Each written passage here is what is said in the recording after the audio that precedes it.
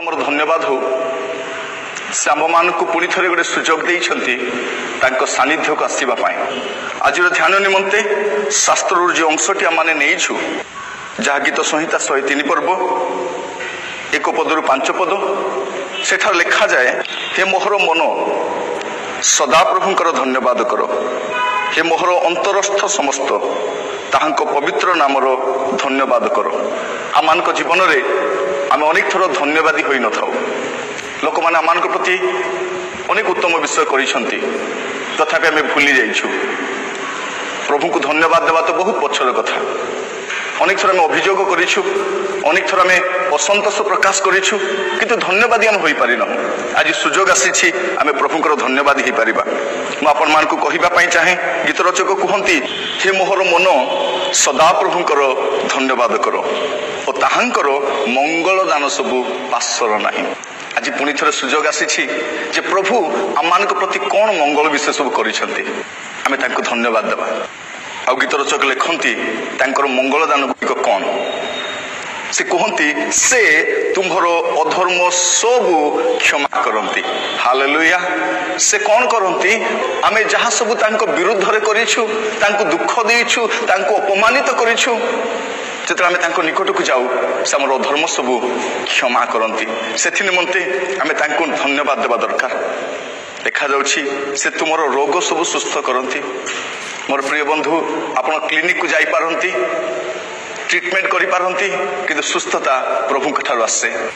ଆପଣ ଗର୍ବ କରିପାରିବେ ନାହିଁ, ମୋର ଧନ ଅଛି, ମୋ ପାଖରେ ଭଲ ଡକ୍ଟର ଅଛନ୍ତି, ମୁଁ ଭଲ ଚିକିତ୍ସା ନେଉଛି, କିନ୍ତୁ ବାଇବଲ କୁହେ ସୁସ୍ଥତା ସଦାପ୍ରଭୁଙ୍କ ଠାରୁ ଆସେ। ଆପଣ ଯେଉଁ ଆରୋଗ୍ୟତା ଲାଭ କରୁଛନ୍ତି, ଆପଣ ଯେଉଁ ସୁସ୍ଥ ଶରୀର ଉପଭୋଗ କରୁଛନ୍ତି, ତାହା ପ୍ରଭୁଙ୍କର ଦାନ ଅଟେ। ସେଥି ନିମନ୍ତେ ଆପଣ କେବେ ତାଙ୍କୁ ଧନ୍ୟବାଦ ଦେଇଛନ୍ତି କି? ମୋର ପ୍ରିୟମାନେ, ଆପଣ ଯାହା ପାଇଛନ୍ତି ସବୁ ବିଷୟ ପ୍ରଭୁ ମାଗଣାରେ ଦେଇଛନ୍ତି।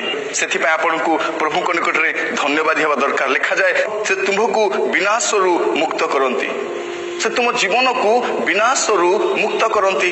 ଆପଣ ବିନାଶରେ ହେଇଯିବା କଥା, ଆପଣ ବିନଷ୍ଟ ହୋଇଯାଇଥାନ୍ତେ, କିନ୍ତୁ ସେ ଆପଣଙ୍କୁ ରକ୍ଷା କରିଛନ୍ତି। ସେଥିପାଇଁ ଆପଣ ତାଙ୍କୁ ଧନ୍ୟବାଦ ଦିଅନ୍ତୁ। ଲେଖାଯାଏ, ସେ ସ୍ନେହପୂର୍ଣ୍ଣ କରୁଣା ଓ ଦୟାରୂପ ମୁକୁଟରେ ତୁମ୍ଭକୁ ଭୂଷିତ କରନ୍ତି। ତେଣୁ ଆପଣ ପ୍ରଭୁଙ୍କୁ ଧନ୍ୟବାଦ ଦେବା ଦରକାର। ପ୍ରିୟ ଭାଇ ଭଉଣୀ ମାନେ, ଅନେକ ଥର ଆମେ ପ୍ରଭୁଙ୍କ ନିକଟରେ ଧନ୍ୟବାଦୀ ହେଇନାହୁଁ। ଆଜି ସୁଯୋଗ ଆସିଛି ଆମେ ପୁଣି ଥରେ ତାଙ୍କୁ କହିବା, ପ୍ରଭୁ ମୁଁ ଆପଣଙ୍କୁ ଧନ୍ୟବାଦ ବୋଲି କହୁଛି। ମୁଁ ଆପଣମାନଙ୍କୁ ସାହାଯ୍ୟ କରିବା ପାଇଁ ଚାହେଁ। ଆପଣ କୋଉ କୋଉ ବିଷୟ ପାଇଁ ପ୍ରଭୁଙ୍କ ନିକଟରେ ଧନ୍ୟବାଦ ହେବା ଦରକାର? ଯଦି ଆପଣ ଦେଖିବେ 2 କରନ୍ଥିଓ ତାର 9 ପର୍ବ ତାର 15 ପଦ, ସେଠାରେ ଲେଖାଯାଏ, ଈଶ୍ୱରଙ୍କ ଅକଥନୀୟ ଦାନ ନିମନ୍ତେ ତାହାଙ୍କର ଧନ୍ୟବାଦ ହଉ। କରନ୍ଥିଓ ମଣ୍ଡଳୀକୁ ଲେଖିବା ସମୟରେ ସାଧୁ ପାଉଲ ଲେଖୁଛନ୍ତି, ସେ କହୁଛନ୍ତି ଈଶ୍ୱରଙ୍କ ଅକଥନୀୟ ଦାନ। ସେ ଦାନଟି କ'ଣ? ଯେଉଁ ଦାନକୁ ଆପଣ ଡେସ୍କ୍ରାଇବ କରିପାରିବେ ନାହିଁ, ଯେଉଁ ଦାନଟି ଆପଣ ପାଇବା ପାଇଁ ଯୋଗ୍ୟ ନଥିଲେ, ଏ ପ୍ରକାର କୋଉ ଦାନ ଈଶ୍ୱର ଆପଣମାନଙ୍କୁ ଦେଇଛନ୍ତି? ବାଇବେଲ କହେ ଯୋହନ 3:16 ଈଶ୍ୱର ଜଗତକୁ ଏଡ଼େ ପ୍ରେମ କଲେ ଯେ ସେ ଆପଣ ଅଦ୍ୱିତୀୟ ପୁତ୍ରଙ୍କୁ ଦାନ କଲେ। ଆପଣଙ୍କ ପାଇଁ ସ୍ୱର୍ଗର ପରମେଶ୍ୱର ତାଙ୍କ ପୁତ୍ରଙ୍କୁ ଦାନ କଲେ। ଅନେକ ଥର ଆମେ ଅଭିଯୋଗ କରିଛୁ, ପ୍ରଭୁ ମୋତେ ଏ ବିଷୟ ଦେଉନାହାନ୍ତି, ମୁଁ ଗୁଡ଼ାଏ ବିଷୟ ମାଗୁଛି, କିନ୍ତୁ ପ୍ରଭୁ ମୋ ପାଇଁ ଏହା କରୁନାହାନ୍ତି। କିନ୍ତୁ ପ୍ରିୟମାନେ, ମୁଁ କହିବା ପାଇଁ ଚାହେଁ, ଯେଉଁ ଈଶ୍ୱର ଆପଣଙ୍କ ପାଇଁ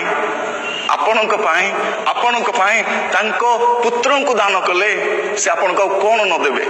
ସାଧୁ ପାଉଲ ଲେଖୁଛନ୍ତି, ଈଶ୍ୱରଙ୍କ ଅକଥନୀୟ ଦାନ ନିମନ୍ତେ ତାହାଙ୍କର ଧନ୍ୟବାଦ ହଉ। ମାନବ ଜାତି ନିମନ୍ତେ ସବୁଠାରୁ ସର୍ବଶ୍ରେଷ୍ଠ ସର୍ବୋତ୍କୃଷ୍ଟ ଦାନଟି କ'ଣ? ଯୀଶୁ ଖ୍ରୀଷ୍ଟ। ଆଜିର ସମୟରେ ଲୋକମାନେ ମୁକ୍ତି ଖୋଜୁଛନ୍ତି, ଶାନ୍ତି ପାଇବା ପାଇଁ ଚାହୁଁଛନ୍ତି। କୋଉଠି ମିଳିବ ମୋର ପ୍ରିୟମାନେ? ମୁକ୍ତି ତ ଯୀଶୁ ଦିଅନ୍ତି, ଶାନ୍ତି ତ ଯୀଶୁ ଦିଅନ୍ତି। ଆପଣ ଯୀଶୁଙ୍କ ବିନା ଶାନ୍ତି ପାଇପାରିବେ ନାହିଁ, ଆପଣ ଯୀଶୁଙ୍କ ବିନା ମୁକ୍ତି ପାଇପାରିବେ ନାହିଁ। ଆଉ ସ୍ୱର୍ଗର ପରମେଶ୍ୱର ଆପଣଙ୍କ ନିମନ୍ତେ ବ୍ୟକ୍ତିଗତ ଭାବରେ ଆପଣଙ୍କ ନିମନ୍ତେ ତାଙ୍କ ପୁତ୍ରଙ୍କୁ ଦେଲେ। ତେଣୁ ସାଧୁ ପାଉଲ କୁହନ୍ତି, ଈଶ୍ୱରଙ୍କ ଅକଥନୀୟ ଦାନ ନିମନ୍ତେ ତାହାଙ୍କର ଧନ୍ୟବାଦ ହଉ। ଆପଣ କେବେ ଧନ୍ୟବାଦ ଦେଇଛନ୍ତି କି? ପ୍ରଭୁ ମୋ ନିମନ୍ତେ ଆପଣଙ୍କ ପୁତ୍ରଙ୍କୁ ଆପଣ ଦାନ କରିଛନ୍ତି। ଆଉ ଯୀଶୁ ଯୋଉଦିନ ସ୍ୱର୍ଗାରୋହଣ କରୁଛନ୍ତି ସେ କହିକି ଯାଉଛନ୍ତି ମୋ ଉତ୍ତାରେ ମୁଁ ଜଣକୁ ପଠେଇବି, ସେ ହେଉଛନ୍ତି ପବିତ୍ର ଆତ୍ମା। ମାନବ ଜାତି ନିମନ୍ତେ ସବୁଠାରୁ ଦ୍ୱିତୀୟ ସର୍ବଶ୍ରେଷ୍ଠ ଦାନ ହେଉଛି ପବିତ୍ର ଆତ୍ମା, ଯେ ଆପଣଙ୍କୁ ପବିତ୍ର ଜୀବନ କାଟିବା ପାଇଁ ସାହାଯ୍ୟ କରିବେ, ଯେ ଆପଣଙ୍କୁ ଈଶ୍ୱରଙ୍କ ରାଜ୍ୟକୁ ନେଇଯିବା ପାଇଁ ଆପଣଙ୍କୁ ସାହାଯ୍ୟ କରିବେ, ଯେ ଆପଣଙ୍କୁ ସମସ୍ତ ସମସ୍ୟା ମଧ୍ୟରେ, ସମସ୍ତ କଷ୍ଟ ମଧ୍ୟରେ, ସମସ୍ତ ଯନ୍ତ୍ରଣା ମଧ୍ୟରେ ଆପଣଙ୍କୁ ସାହାଯ୍ୟ କରିବା ପାଇଁ ଗୋଟେ କମ୍ଫର୍ଟର ଭାବରେ ଜଗତରେ ରହିଛନ୍ତି। ଆଉ ଈଶ୍ୱରଙ୍କର ସବୁଠାରୁ ଶ୍ରେଷ୍ଠ ଦାନ ଯାହା ମନୁଷ୍ୟ ତା ହାତରେ ଧରି ପାରୁଛି ତାହା ହେଉଛି ପବିତ୍ର ବାଇବଲ। ପ୍ରଥମ ଦାନ ହେଉଛି ପବିତ୍ର ପୁତ୍ର, ଦ୍ୱିତୀୟ ଦାନ ହେଉଛି ପବିତ୍ର ଆତ୍ମା, ଆଉ ତୃତୀୟ ସର୍ବଶ୍ରେଷ୍ଠ ଦାନ ହେଉଛି ପବିତ୍ର ବାଇବଲ। ଆପଣ କେବେ ପଢିଛନ୍ତି କି? ଆପଣ ଅନେକ ବହି ପଢିଛନ୍ତି କିନ୍ତୁ ବାଇବଲ ପଢି ନାହାନ୍ତି। କେଜିରୁ ପିଜି ପର୍ଯ୍ୟନ୍ତ ଆପଣ ଗୁଡ଼ାଏ ବହି ପଢୁଛନ୍ତି କିନ୍ତୁ ବାଇବଲ ପଢି ନାହାନ୍ତି। ବାଇବଲ ଥରେ ପଢିକି ଦେଖନ୍ତୁ। ବାଇବଲରେ ଆପଣଙ୍କର ସମସ୍ତ ସମସ୍ୟାର ସମାଧାନ ଅଛି, ଆପଣଙ୍କ ସମସ୍ତ ପ୍ରଶ୍ନର ଉତ୍ତର ଅଛି। ଆଉ ସବୁଠାରୁ ବଡ କଥା, ଆମେ ଏ ବହିକୁ ହିଁ ଉପେକ୍ଷା କରିଛୁ। ଏ ବହିକୁ ଉପେକ୍ଷା କରିବା ତା ମାନେ କଣ? ଏ ବହିର ପରମେଶ୍ୱରଙ୍କୁ ଉପେକ୍ଷା କରିବା। এইটা হচ্ছে মনুষ্য জাতি নিমন্তে গোটে গাইড বুক। বাইবেল মানে কোন BIBLE কুহযাଉଛି basic instruction before leaving earth. ଆପଣ ଜଗତ ପରିତ୍ୟାଗ କରିବା ପୂର୍ବରୁ ପ୍ରଭୁ ଗୋଟେ ବେସିକ ଇନଷ୍ଟ୍ରକ୍ସନ ଦେଇଛନ୍ତି କଣ କରିବେ କଣ କରିବେ ନାହିଁ, କଣ କଲେ ଆପଣ ଦଣ୍ଡିତ ହେବେ, କଣ କଲେ ଆପଣ ଆଶୀର୍ବାଦ ପାଇବେ, କଣ କଲେ ଆପଣ ପାପରେ ପତିତ ହେବେ, କଣ କଲେ ପାପରୁ ମୁକ୍ତି ପାଇବେ। ସମସ୍ତ ବିଷୟ ଏ ବହିରେ ଅଛି। ପ୍ରିୟମାନେ, ଆଜି ଧନ୍ୟବାଦ ଦେଇପାରିବେ ଯେ ପିତା ପରମେଶ୍ୱର ଆପଣଙ୍କ ପାଇଁ ତାଙ୍କ ପୁତ୍ରଙ୍କୁ ଦେଲେ, ଯେ କ୍ରୁଶରେ ଆପଣଙ୍କ ପାଇଁ ବଳିକୃତ ହେଲେ। ତାହା ହେଉଛି ପ୍ରଥମ ସବୁଠାରୁ ଶ୍ରେଷ୍ଠ ଦାନ ଅଟେ। ତାପରେ ଆପଣ ଯଦି ଦେଖିବେ ରୋମିଓ ତାର 6 ପର୍ବ 17 ଏବଂ 18 ପଦ ଲେଖାଯାଏ, କିନ୍ତୁ ଈଶ୍ୱରଙ୍କର ଧନ୍ୟବାଦ ହଉ ଯେ ତୁମ୍ଭେମାନେ ଯେଉଁମାନେ କି ପୂର୍ବରେ ପାପର ଦାସ ଥିଲ ଏବେ ଯେଉଁ ଶିକ୍ଷାର ଆଦର୍ଶ ନିକଟରେ ସମର୍ପିତ ହୋଇଅଛ, ହୃଦୟ ସହ ସେଥିର ଆଜ୍ଞାବହ ହୋଇଅଛ, ପୁଣି ପାପରୁ ମୁକ୍ତ ହୋଇ ଧାର୍ମିକତାର ଦାସ ହୋଇଅଛ। ଆପଣ ଦ୍ୱିତୀୟ ବିଷୟ ନିମନ୍ତେ ଈଶ୍ୱରଙ୍କୁ ଧନ୍ୟବାଦ ଦେଇପାରିବେ, ଯାହା ରୋମିଓ ମାନଙ୍କ ନିମନ୍ତେ ଲେଖିବା ସମୟରେ ପାଉଲ କହୁଛନ୍ତି ଈଶ୍ୱରଙ୍କର ଧନ୍ୟବାଦ ଏଇଥିପାଇଁ ଆମେ କରିବା ଯେ ସେ ଆମମାନଙ୍କୁ ପାପର ଦାସତ୍ୱରୁ ମୁକ୍ତ କରିଛନ୍ତି। ପ୍ରିୟ ବନ୍ଧୁ, ଆପଣ ଏବଂ ମୁଁ ଦିନେ ପାପର ଦାସତ୍ୱରେ ଥିଲୁ, ପାପର ବନ୍ଧନରେ ଥିଲୁ, ପାପର ବଶୀଭୂତରେ ଆମେ ରହିଥିଲୁ, କିନ୍ତୁ ଈଶ୍ୱର ଆମ୍ଭମାନଙ୍କୁ ପାପର ଦାସତ୍ୱରୁ ମୁକ୍ତ କରିଛନ୍ତି। ସେଥି ନିମନ୍ତେ ଆମେ ମାନେ ପ୍ରଭୁଙ୍କ ନିକଟରେ ଧନ୍ୟବାଦୀ ହେବା ଦରକାର। ନହେଲେ ଆମେ ପାପରେ ମରିଥାନ୍ତୁ, ପାପରେ ସଢି ଯାଇଥାନ୍ତୁ, ସେ ଆବର୍ଜନା ମଧ୍ୟରେ ଛଟପଟ ହଉଥିଲୁ, କିନ୍ତୁ ପ୍ରଭୁ ଆମମାନଙ୍କୁ ସେ ପାପର ଦାସତ୍ୱରୁ ମୁକ୍ତ କରିଛନ୍ତି। ସେଥି ନିମନ୍ତେ ଆମେ ତାଙ୍କ ନିକଟରେ ଧନ୍ୟବାଦୀ ହେବା ଦରକାର। ଆଉ କଲୋସ୍ୟ ମଣ୍ଡଳୀ ନିକଟକୁ ଲେଖିବା ସମୟରେ ସାଧୁ ପାଉଲ ଗୋଟିଏ କଥା ଲେଖନ୍ତି। କଲୋସ୍ୟ ତାର 1 ପର୍ବ ତାର 12 ପଦ ଏଟା ଲେଖାଯାଏ, ପୁଣି ଯେଉଁ ପିତା ଦୀପ୍ତିରେ ସାଧୁମାନଙ୍କର ଅଧିକାରର ସହଭାଗୀ ହେବା ନିମନ୍ତେ ତୁମ୍ଭମାନଙ୍କୁ ଯୋଗ୍ୟ କରିଅଛନ୍ତି, ତାହାଙ୍କୁ ଆନନ୍ଦ ସହିତ ଧନ୍ୟବାଦ ଦିଅ। ତୃତୀୟ ବିଷୟ, ଆପଣ ଈଶ୍ୱରଙ୍କୁ ଧନ୍ୟବାଦ ଦେଇପାରିବେ ଯେ ସେ ଆପଣମାନଙ୍କୁ ସାଧୁମାନଙ୍କ ସହିତ ସହ ଅଧିକାରୀ ହେବା ନିମନ୍ତେ ଯୋଗ୍ୟ କରିଛନ୍ତି। ତାମାନେ କଣ? ସ୍ୱର୍ଗର ଯୋଗ୍ୟ କରିଛନ୍ତି, ସ୍ୱର୍ଗ ରାଜ୍ୟ ନିମନ୍ତେ ଆପଣଙ୍କୁ ଯୋଗ୍ୟ କରିଛନ୍ତି। ଆମେ ଯୋଉ ଜଗତର ଅବସ୍ଥାକୁ ଦେଖୁଛୁ, ଏ ଜଗତ ତ ସବୁଦିନ ରହିଲା ଭଳିଆ ଲାଗୁନାହିଁ, ଆପଣ ମଧ୍ୟ ସଦାକାଳ ଜଗତରେ ରହିବେ ନାହିଁ, କିନ୍ତୁ ଏଇ ଜଗତ ପରିତ୍ୟାଗ କଲା ପରେ ଆପଣ କୋଉଠି ଯିବେ? ଯୋଉ ଯୀଶୁଙ୍କୁ ଆପଣ ବିଶ୍ୱାସ କରନ୍ତି, ତାଙ୍କ ଦ୍ୱାରା ଆପଣ ପାପରୁ ମୁକ୍ତ ହୋଇଛନ୍ତି, ଆଉ ସେ ଆପଣଙ୍କୁ ତାଙ୍କ ରାଜ୍ୟ ନିମନ୍ତେ ଯୋଗ୍ୟ କରିଛନ୍ତି।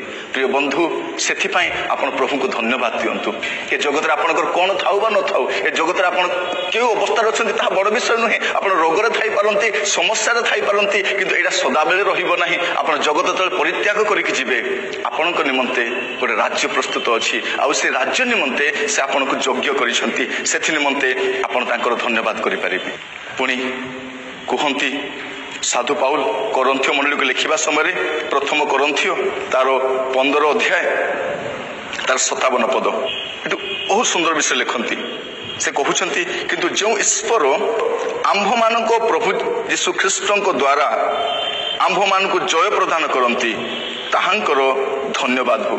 କାହିଁକି ଆପଣ ଈଶ୍ୱରଙ୍କୁ ଧନ୍ୟବାଦ ଦେବେ? କୋଉ ବିଷୟ ପାଇଁ ଧନ୍ୟବାଦ ଦେବେ? ଲେଖାଯାଏ ଯେ ଯୀଶୁ ଖ୍ରୀଷ୍ଟଙ୍କ ଦ୍ୱାରା ସେ ଆପଣଙ୍କୁ ଜୟ ପ୍ରଦାନ କରନ୍ତି। ପୂର୍ବ ଭଳିଆ ଆପଣ ସେଇ ବଶୀଭୂତ ଅବସ୍ଥା ରହିବେ ନାହିଁ ଶୈତାନର, ଆପଣ ବନ୍ଧନରେ ରହିବେ ନାହିଁ, ଆପଣ ଜୟଯୁକ୍ତ ଜୀବନ କାଟିବେ।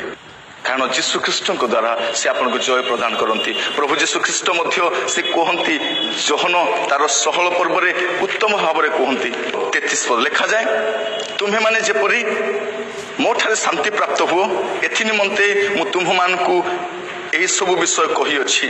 जगत रे तुम मान निमंते क्लेश अच्छी किंतु साहस धर मु जगत को जय करी अछि। जीशु ख्रीष्ट द्वारा आपण जय लाभ करती। आ जीशु ख्रीष्ट निजे कहते साहस धर मु जगत को जय करी। प्रिय बंधु, या पूर्व हुए तो समस्या आपण थिले, कष्ट थिले, किंतु आज आपण से अवस्था मुक्त हो पारे कारण जीशु आपन को जय प्रदान करती। आपण विषय गुड़िक सकाशे प्रभु को धन्यवाद दे पारे। प्रभु आपण मान आशीर्वाद करंतु, आपण मान बाहुल्य रूपे मंगल हो कारण ईश्वर ही आपण मान मंगल करि पारंती। जोग आज देइथिले तांको वाक्यर जहाँ सब आम ध्यान कलु, गीत रचक कहती हे मोहर मन सदा प्रभुकर धन्यवाद कर। आपण क्यों विषय गुड़िक निमंते धन्यवाद करेंगे से तार तालिका दौरान, किंतु आम नूतन नियम देखुछु आम कहीं धन्यवाद देवा ईश्वर को अकथनीय दान निमंते। जीशु ख्रीष्ट को आपण मान निमंते मो निमंते पिता परमेश्वर दान कले से निमंते आम धन्यवाद दे पारिबा। आ द्वितीय विषय पापर दासत्व मुक्त करिसंती, सेइथि पे आपण प्रभु को धन्यवाद दे पारिबे। आपण दिने पापर दासत्व रही आपण आज धन्यवादी जे प्रभु आपण को पापर दासत्व मुक्त करिसंती। तृतीय रे स्वर्ग निमंते आपण को यज्ञ करिसंती। आपण स्वर्ग राज्य जीवन निमंते योग्य अटंती कारण पापर दासत्व आपण मुक्त पाइछंती जीशु ख्रीष्ट द्वारा।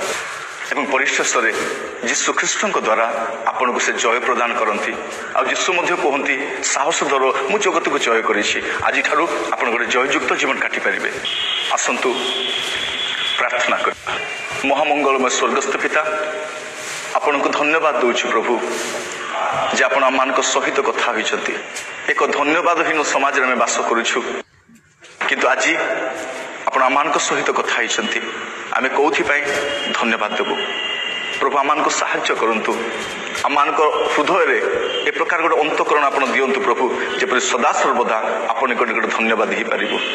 प्रभु जीशु सकाशे आपण को धन्यवाद दउछु जहां द्वारा आपण आमान को जय प्रदान करिसंती, पापर बंधन मुक्त करिसंती, स्वर्ग राज्यर प्रजा करिसंती। प्रभु आपण को धन्यवाद दउछु पुणी जीशु ख्रीष्ट द्वारा जय प्रदान करिसंती।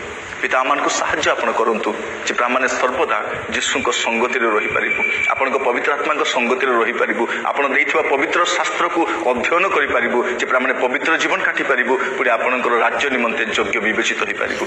ए प्रार्थना आपण सुनिले सेते आपण को धन्यवाद दे ए प्रार्थना मोर प्राणर प्रिय जीशु नाम रे मागुअछि। आमेन।